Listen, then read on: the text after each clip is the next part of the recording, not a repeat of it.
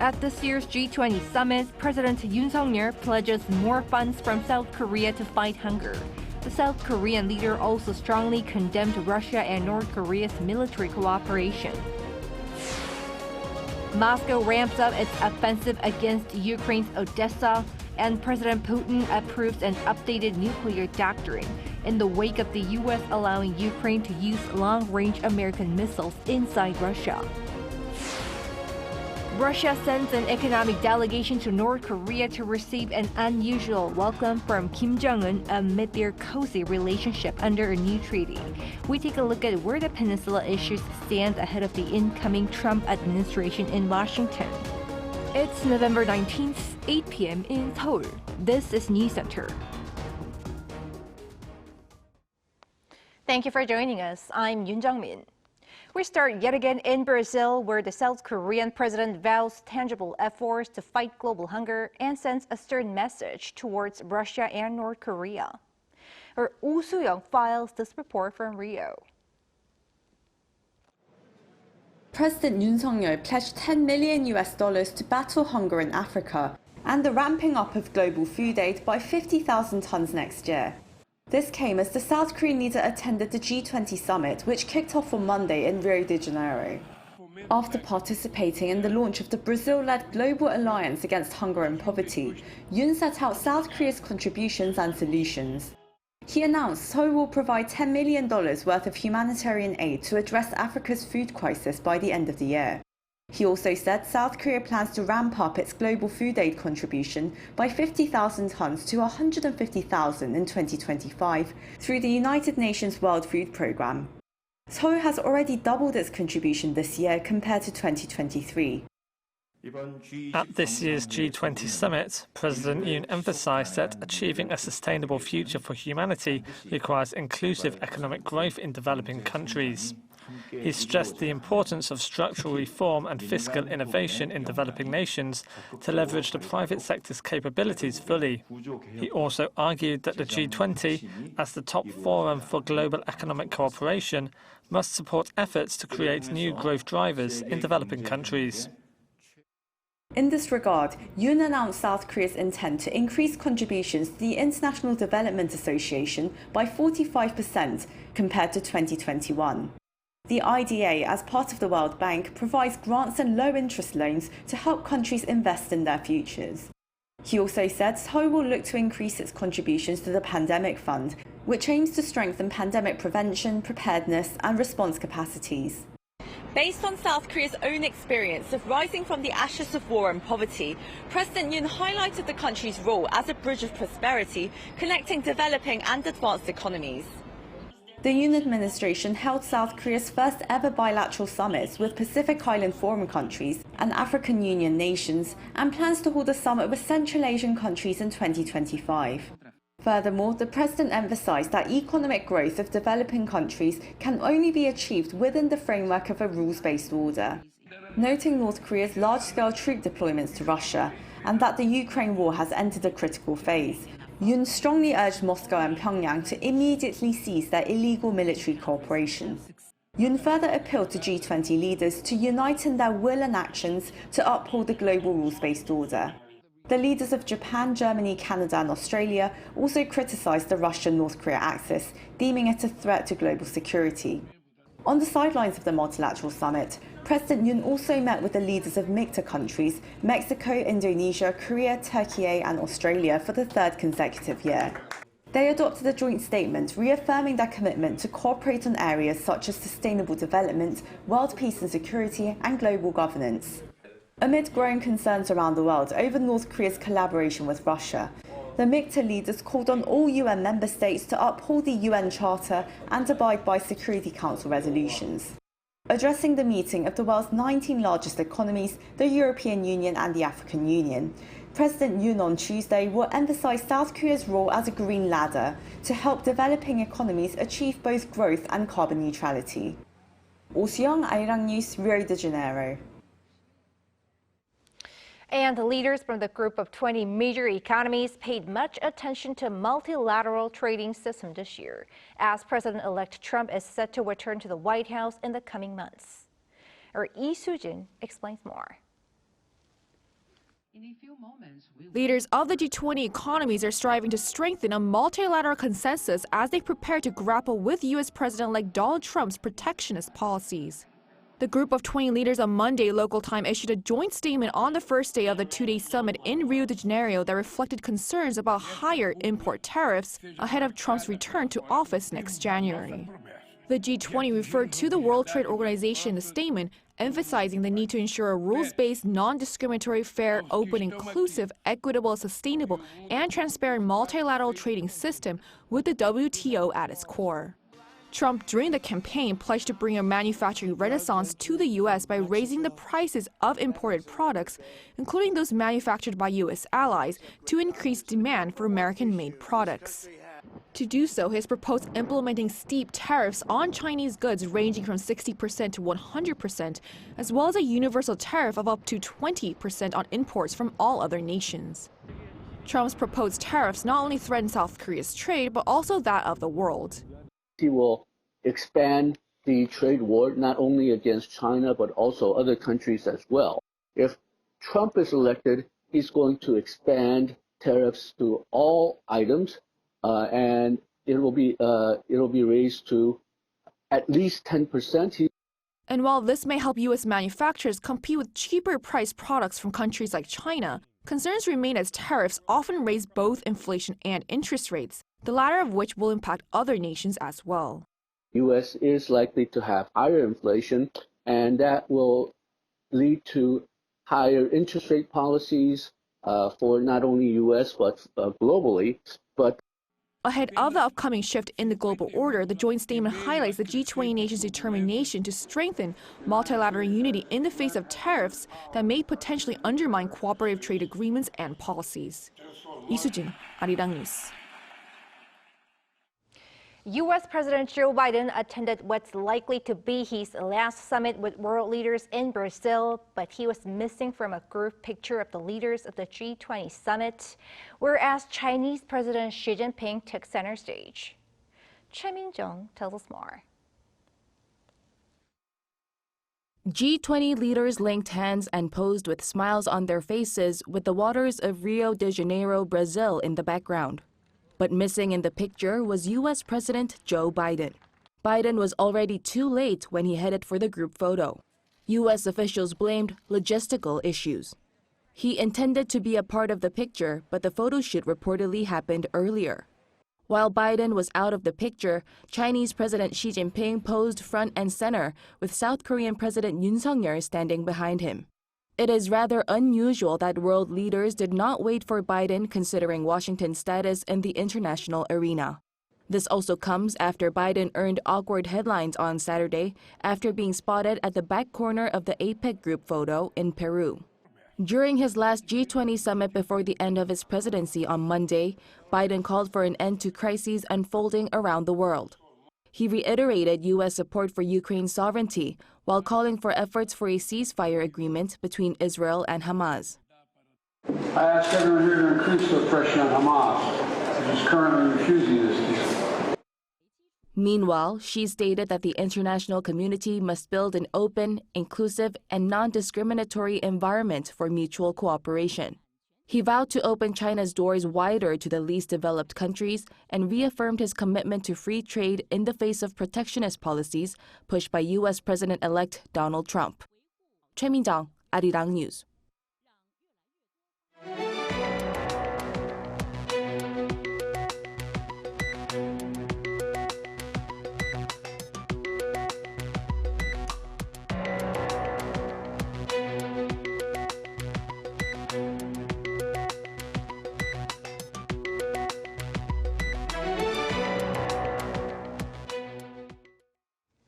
Over in the Middle East, Israel and the militant group Hezbollah based in Lebanon continue to trade fierce fire amid the planned arrival of a U.S. delegation seeking peace.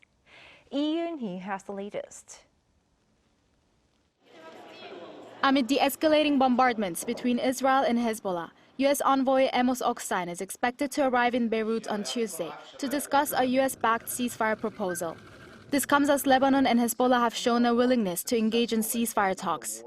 However, earlier statements from Israeli Prime Minister Benjamin Netanyahu indicated that even if an agreement is reached, Israel will continue its military operations against Hezbollah.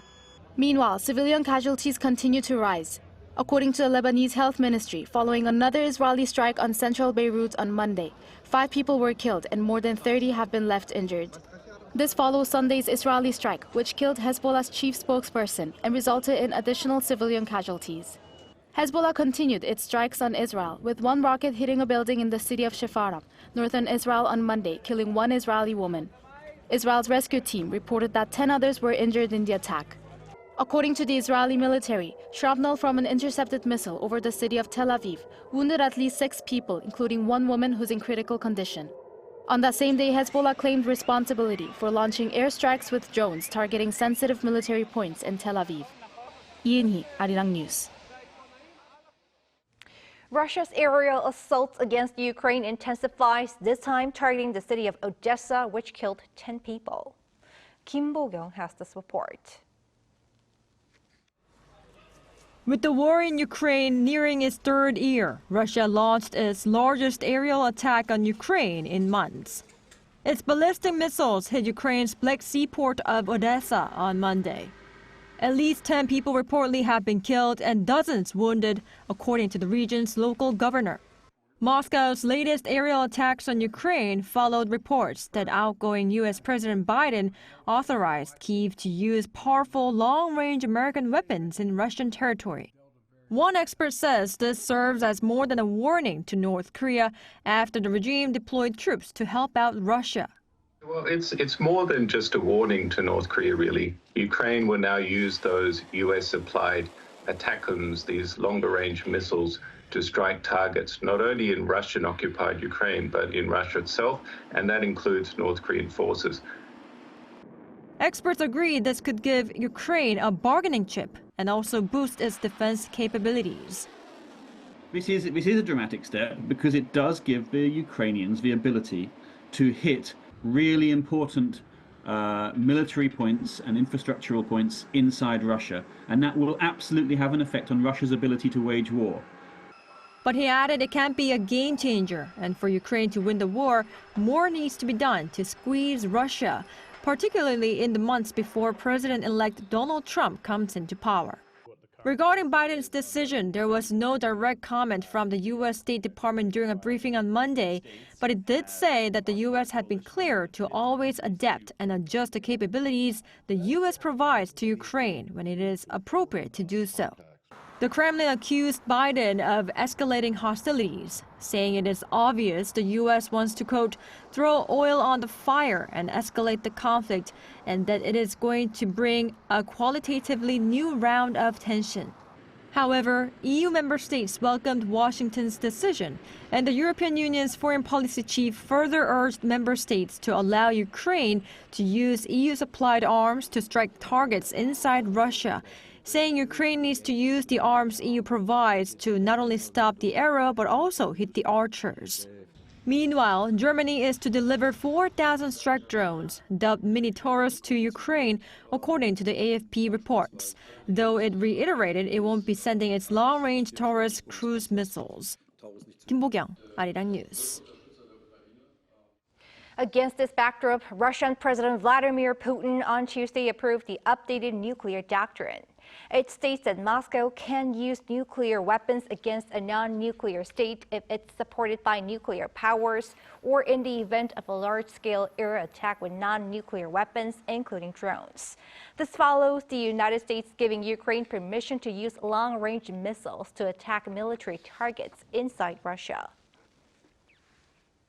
North Korea's Kim Jong-un hosts a Russian delegation in an unusual way amid the regime's closer relationship with Moscow under a new treaty. Our Kim Jong-sil explains what this could mean.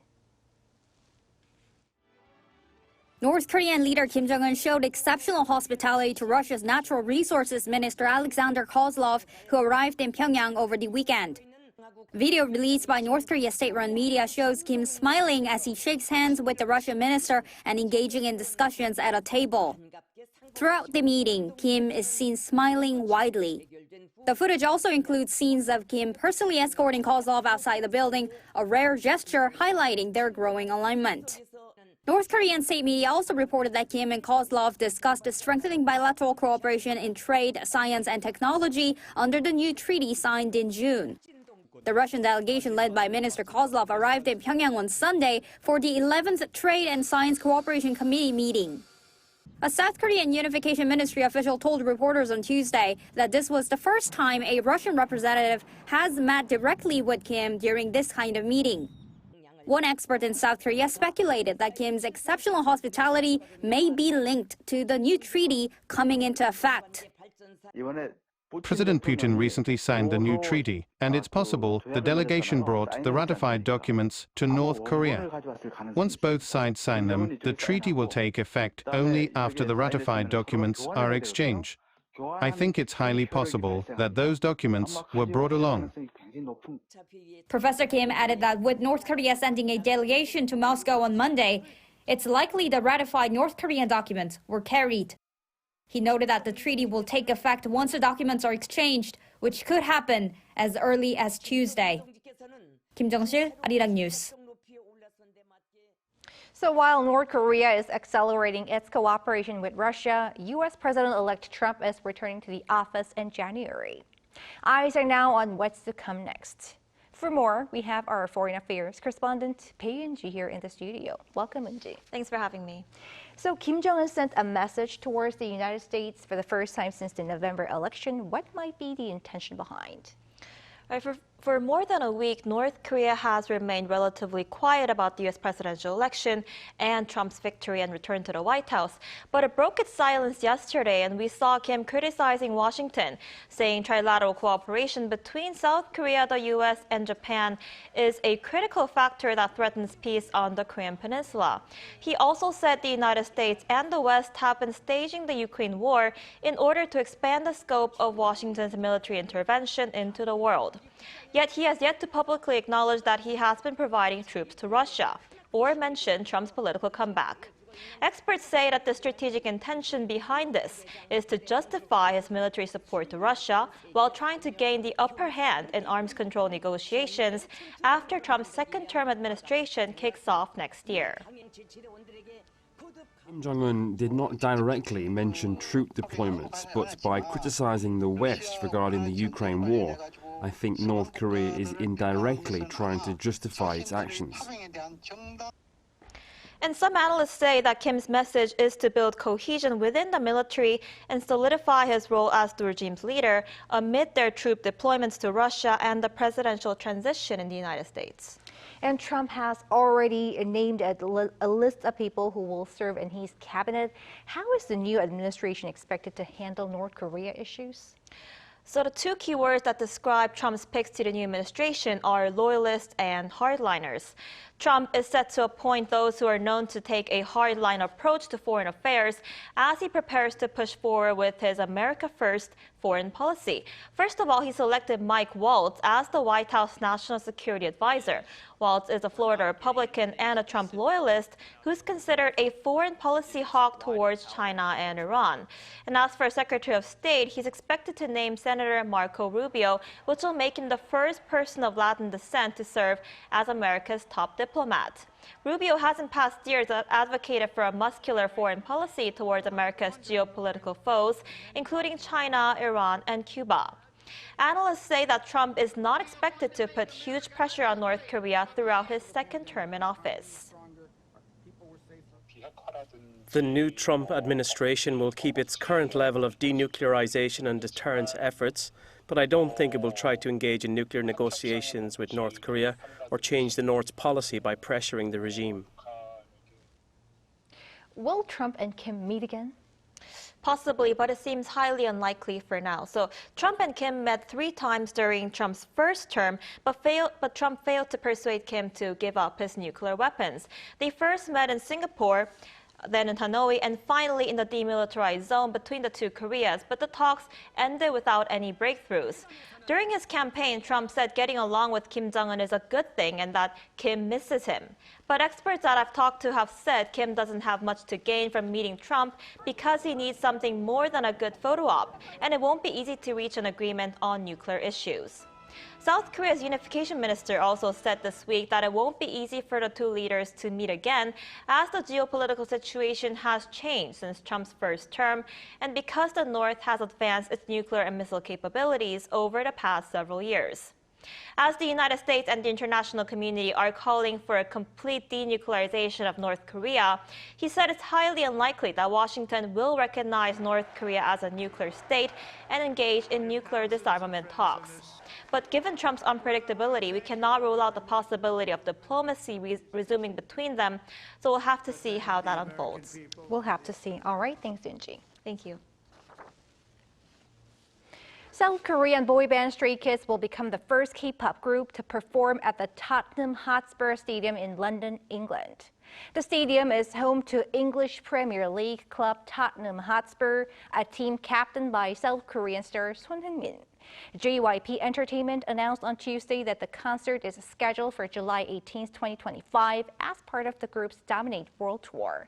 There will be 20 concerts across Latin America, North America, and Europe. The group is currently on a tour in Asia, which includes stops in the Philippines, Macau, and Japan.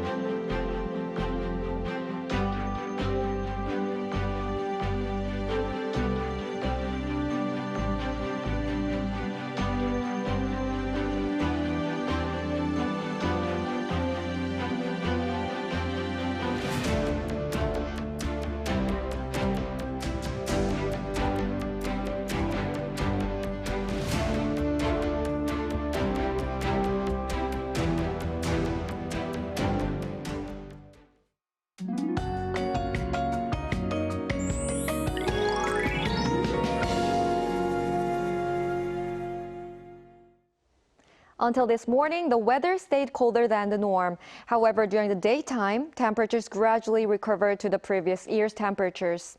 Starting at 0 degrees in the morning, Seoul will be a bit milder than today, with highs moving up to 12 degrees tomorrow. With big fluctuations between the cold morning and mild daytime, make sure to dress in layers. Tomorrow night, rain will begin on the west coast of Gyeonggi-do Province, Gangwon-do Province, and the Chungcheong-do Provinces. The expected amount of rainfall is around 5 millimeters in these areas. Tomorrow morning will start cold with single figures. Gwangju 6, Daegu 4 degrees. Daily highs will move up to 14 degrees in Gwangju and Gyeongju, Chuncheon 10 degrees. For the rest of the week, the weather will be similar to that of late autumn at this time of the year. That's all for Korea. Here are the weather conditions around the world.